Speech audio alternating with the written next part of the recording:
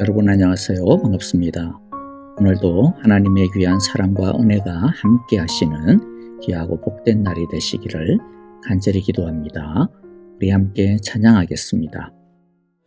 온 마음을 다해 주님을 찬양합니다. 그 선한 힘에 고요히 감사하여 그 놀라운 평화를 누리며 나 예수님과 함께 걸어가네. 나 성령님과 새 날을 여네. 지나가 넘을 어둠의 날들이 무겁게 내 영혼 짓눌러도 오 주여 우릴 외면치 마시고 약속의 구원을 이루소서. 우리 함께 고백합니다. 그 선한 능력 우릴 감싸시니 믿음으로 일어나를 기대하네. 주 언제나 우리와 함께 계셔. 하루 또 하루가 늘 새로워. 함께 고백합니다. 주께서 밝히신 작은 불꽃이 우리의 삶 어둠을 헤치고 타오르네. 그 빛에 우리 모두 하나 되어 온 세상을 비추게 하소서. 이 고요함이 깊이 번져갈 때 저 가슴 벅찬 노래 들리네. 다시 하나가 되게 이끄소서. 주님의 빛이 빛나느니라. 그 선한 능력을 믿음으로 일어나를 기대하네. 주 언제나 우리와 함께 계셔. 하루 또 하루가 늘 새로워. 우리 목소리로 함께 주님을 찬양합니다. 그 선한 능력 우릴 감싸시니 믿음으로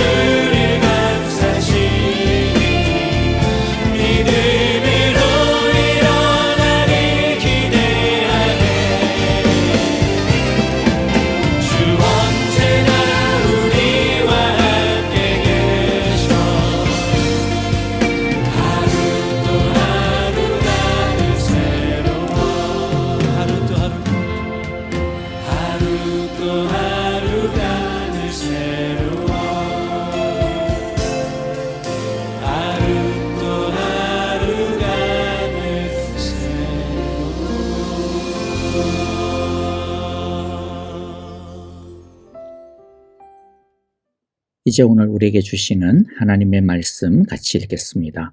오늘 말씀은 마가복음 5장 35절부터 43절의 말씀입니다. 한 절씩 같이 읽습니다. 예수께서 말씀을 계속하고 계시는데 회당장의 집에서 사람들이 와서 회당장에게 말하였다.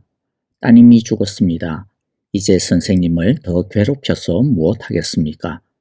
예수께서 이 말을 곁에서 들으시고서 회당장에게 말씀하셨다. 두려워하지 말고 믿기만 하여라.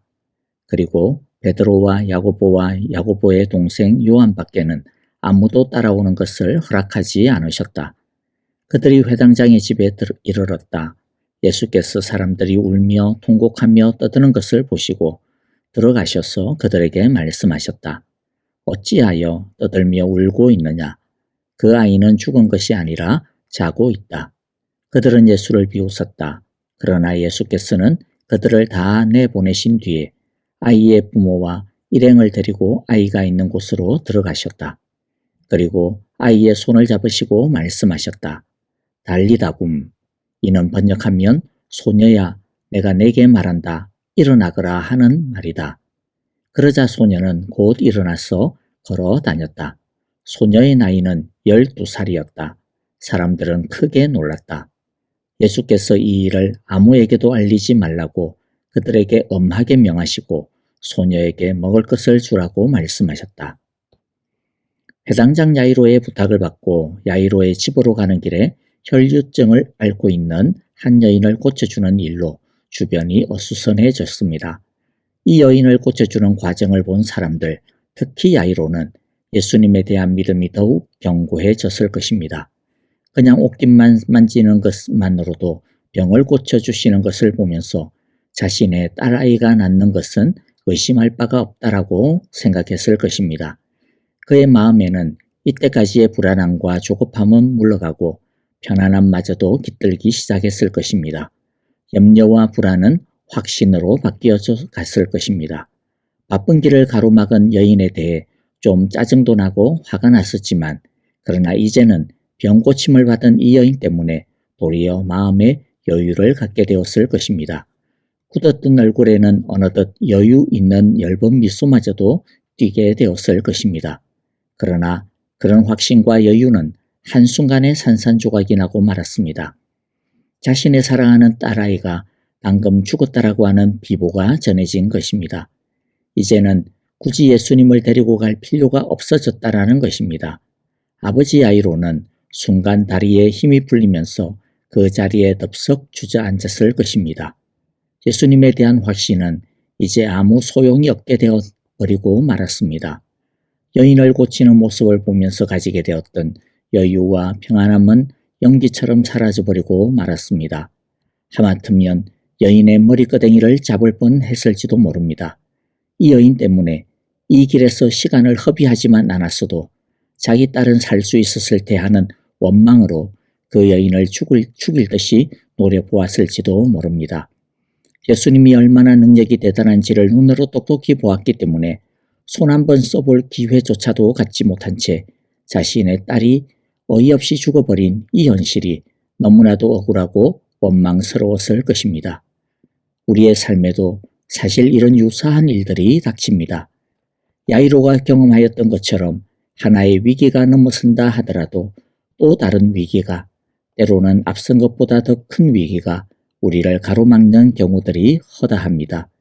은혜를 경험하면 우리의 믿음은 꽤 높아집니다.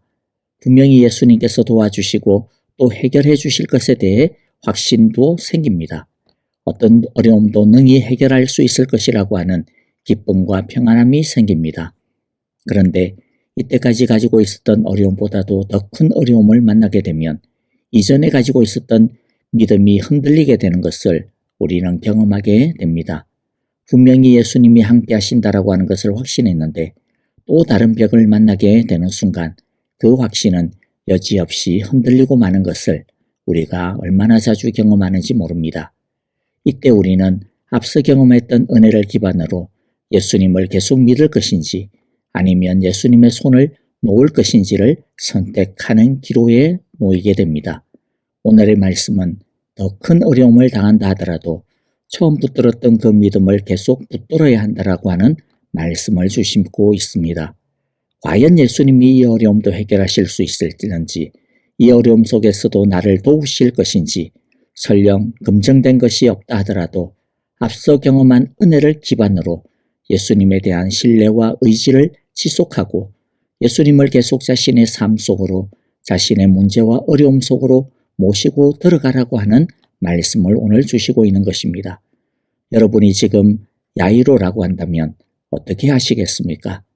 혼이 나간 듯한 야이로는 어떻게 해야 할지 아무 생각이 들지 않았을 것입니다.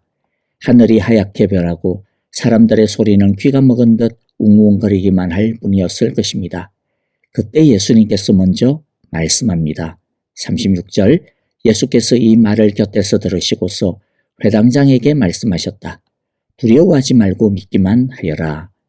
여기서 곁에서 들으시고라고 번역이 된 헬라어의 원래의 뜻은 불순종하다 또는 거부하다라고 하는 뜻입니다. 그러니까 사실 정확한 번역은 이 말, 즉 사람들이 딸이 죽었는데 선생님이 무슨 의미가 있겠습니까? 괜한 수고하지 마십시오. 선생님을 괜히 괴롭히지 마십시오 라고 하는 이 말을 예수님이 거부하시고 배척하시고 라고 하는 뜻입니다. 예수님은 사람들의 말에 흔들리고 있는 야이로의 마음과 믿음을 지금 붙잡아주고 계신 것이죠.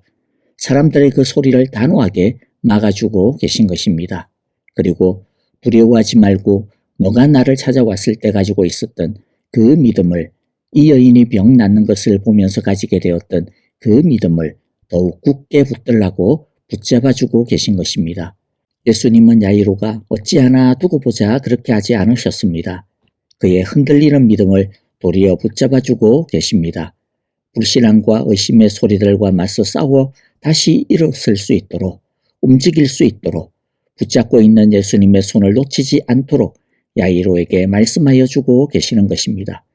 야이로의 혼미한 정신과 마음을 말씀으로 흔들어 깨워주고 계십니다. 그리하여 야이로가 중간에 포기하지 아니하고 계속 예수님을 자신의 집으로 죽었다라고 하는 자신의 딸이 있는 그곳으로 인도하고 동행하게 하고 계시는 것이죠. 여러분, 이 장면이 얼마나 큰 은혜가 되고 위로가 되고 소망이 되는 것인지 모릅니다. 우리의 믿음이 흔들릴 때 주님은 에이구 저놈의 자식이 지금 뭐하고 있나? 아직도 정신을 못 차리고 있네? 저놈은 영 소망이 없어? 이러면서 우리를 버리시는 분이 아니십니다. 도리어 주님께서 우리를 흔드는 다른 소리들에 대항하여 싸울 수 있는 말씀을 주고 계십니다. 우리의 마음속에 하나님을 기억나게 하시고 이전에 받은 은혜를 생각나게 하심으로 의심이 생기는 우리의 마음을 붙들어 주시는 분이 바로 우리 주님이십니다. 또 우리에게 말씀을 통하여 세상의 소리에 맞서 믿음을 지킬 수 있는 은혜를 주십니다. 이제 중요한 것은 우리의 선택입니다. 세상의 소리와 내 안에서 아우성치는 불신앙의 소리를 따를 것인지 아니면 예수님의 말씀을 따를 것인지 선택하고 결단해야 합니다. 야이로는 사람들의 말이 아니라 예수님을 따르기로 결단합니다. 그는 이끄시는 예수님을 붙잡고 예수님과 함께 죽은 아이가 있는 집으로 발걸음을 옮깁니다. 야이로가 예수님을 자신의 집으로 모시고 갈 때 예수님이 자기의 딸을 다시 살려주실 것이라고 하는 것을 과연 믿었을까요? 야이로의 믿음은 사실 아직 그 정도까지가 아닙니다. 예수님께서 죽은 사람을 다시 살리신 기적을 베푸신 것을 본 적도 없고 또 그런 적도 한 번도 없습니다. 설령 이전에 죽은 사람을 다시 살렸다 하더라도 그것을 자신에게 적용하기란 쉽지가 않은데 한 번도 그런 것을 경험해 본 적이 없으니 예수님이 자기의 딸을 다시 살려주실 것이라고 믿었을 리가 만무합니다. 그러면 야이로는 무슨 마음으로 예수님을 자기의 집으로 모시고 갔을까요? 무슨 믿음을 가지고 예수님을 자신의 집으로 모시고 갔을까요? 사실은 아무 생각이 없었을 것입니다. 예수님이 가자고 하시니까, 두려워 말라고 하시니까 그냥 모시고 따라왔을 것입니다. 그는 무슨 일이 일어날지, 예수님이 무슨 일을 하실지 어쩌면 아무것도 상상이 되지 않았을 것입니다. 이것이 믿음에 대해 우리에게 가르쳐 주시는 것이 있습니다. 우리는 믿음이라고 하면 구체적인 무엇인가에 대해 확실하게 알고 있어야 그것이 확신 있는 믿음, 좋은 믿음일 것이라고 생각을 합니다. 물론 그렇게 믿는 것은요, 진짜 대단한 것입니다. 기적과 같은 것입니다. 그런데 많은 경우 믿음은 아무것도 그려지지 않는 상황 속에서 믿어야 합니다. 그래서 우리가 잘 아는 히브리서 11장 1절에서는 믿음을 이렇게 설명하고 있지 않습니까? 믿음은 바라는 것들의 확신이요, 보이지 않는 것들의 증거입니다. 믿음은 바라는 것들에 대한 확신만이 아니라 도리어 뭔가 예상할 수가 없고 그려볼 수가 없고 상상조차 할 수도 없는 그런 것을 믿는 것이라고 말씀하고 있습니다. 그래서 사도 바울은 아브라함의 믿음을 가지고 믿음의 정의를 이렇게 내리고 있습니다. 로마서 4장 18절에서 아브라함이 바랄 수 없는 중에 바라고 믿었으니, 바랄 수 없는 중에 바라고 믿었으니, 이것이 믿음입니다. 어떻게 바랄 수 없는 것을 믿을 수가 있을까요? 그것은 바라는 어떤 것을 믿는 것이 아니라 하나님을 믿기 때문입니다. 주님을 믿기 때문입니다. 믿음은 내가 바라고 원하는 어떤 것을 해달라고 믿는 것이 아닙니다. 내가 원하고 바라는 어떤 것이 이루어질 것이라고 하는 것을 믿는 것이 아닙니다. 그게 아니라 믿음은 하나님을 믿는 것입니다. 하나님의 뜻을 믿는 것입니다. 그래서 하나님이 약속하셨으니까 믿는 것입니다. 하나님이 말씀하셨으니까 믿을 뿐입니다. 바랄 수 없는 중에 믿는 것은 오직 하나님 그분이시라고 하는 것을 우리에게 말씀해 주고 있는 것이죠. 그래서 히브리서 기자는 이렇게 우리에게 요청하고 있습니다. 히브리서 12장 2절인데요. 믿음의 주요 또 온전하게 하시는 이인 예수를 바라보자. 새번역에서는 믿음의 창시자요 완성자이신 예수를 바라봅시다. 이처럼 야이로는 아무것도 상상할 수 없고 아무것도 바랄 수 없는 상황 속에서 그냥 오직 예수님만을 바라보았습니다. 예수님이 두려워 말고 믿으라고 하니까 뭘 믿어야 할지도 모르지만 그렇게 말씀하시는 예수님만을 붙들고 믿었습니다. 이것이 믿음입니다. 야이로는 모든 것을 예수님께 일임하고 맡긴 것입니다. 예수님이 뭘 어떻게 하실지 아무것도 알려주신 것도 없지만은 예수님이 자신을 믿으라고 하시니까 다른 사람들의 이성적인 말들을 따르지 아니하고 예수님의 말씀을 따르기로 한 것입니다. 그리고 예수님을 자신의 집으로 자신의 슬픔과 죽음 안으로 모셔들였습니다. 그리고 예수님께 맡겼습니다. 예수님은 야이로의 그 슬픔 속으로 들어와 주셨습니다. 예수님께서 야이로의 딸의 죽음을 슬퍼하고 있는 사람들에게 죽은 것이 아니라 자는 것이다 라고 말씀하셨다고 해서 야이로의 딸이 진짜 죽은 것이 아니고 사람들이 죽은 줄 잘못 알았다라고 하는 뜻이 아닙니다. 야이로의 딸은 진짜 죽었습니다.